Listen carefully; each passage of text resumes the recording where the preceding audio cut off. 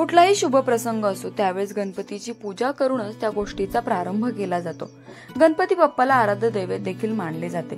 त्याचप्रमाणे प्रत्येक महिन्याच्या कृष्ण आणि शुक्ल पक्षातील चतुर्थी तिथीला गणपती बाप्पाची विशेष पूजा केली जाते।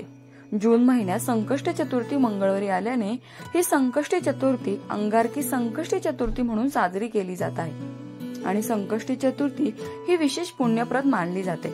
परंतु चतुर्थीचा उपवास हा चंद्रोदय करूनच सोडला जातो। तर यावेळेस अंगारकी चतुर्थीची चंद्रोदयाची वेळ काय आहे याविषयीची माहिती आपण जाणून घेऊयात। नमस्कार, मी ज्योतिषी राजेश जोशी। आज अंगारकी संकष्टी चतुर्थी आहे। आज मंगळवार 25 जून 2024 रोजी अर्धरात्र 1:23 चतुर्थीला प्रारंभ झालेला आहे आणि आजच 25 जून रोजी रात्री 11:11 चतुर्थी समाप्त होईल।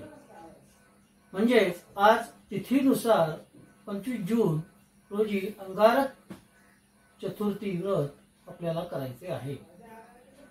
आपले स्नानादी कार्य आटोपल्यावर व्रताचा संकल्प तुम्ही करायचा आहे। देवपूजा करायची आहे, गणपतीला जलाभिषेक करायचा आहे, गणपतीला फुलं फळं अर्पण करा आणि पिवळे चंदन लावा, तिळाचे लाडू किंवा मोदक अर्पण करा। अंगारक संकष्टी चतुर्थीची कथा वाचा आणि ओम गंग गणपतये नमः या मंत्राचा जप करा। पूर्ण भक्तिभावाने गणेशाची आरती करा आणि क्षमा प्रार्थना करा।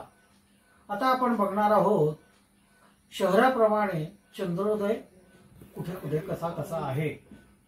मुंबईला 10:28 आहे, ठाण्याला 10:28, पुण्याला 10:23, रत्नागिरीला 10:23, कोल्हापूरला 10:19, सातारा 10:22, नाशिक 10:26 आहे, अहमदनगरला 10:20 आहे, पणजीला 10:19 आहे, धुळ्याला 10:23 आहे, जळगावला 10:20, वर्धा 10:07, यवतमाळला 10:08, बीडला 10:16, सांगलीला 10:18, सावंतवाडीला 10:20, सोलापूरला 10:14, नागपूरला 10:05, अमरावतीला 10:11, अकोल्याला 10:14, छत्रपती संभाजीनगरला 10:19, भुसावळ 10:19, परभणी 10:12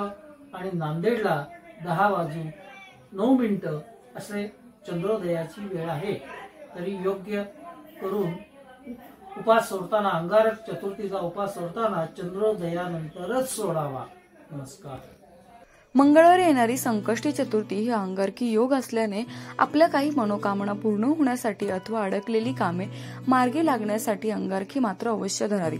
त्यामुळे गणेशाच्या वरदानामुळे तेव्हापासून अंगारकी चतुर्थीला अत्यंत महत्त्व प्राप्त झाले आहे, अशी माहिती ज्योतिषी राजेश जोशी यांनी दिली। प्राची केदारी, लोकल 18, पुणे।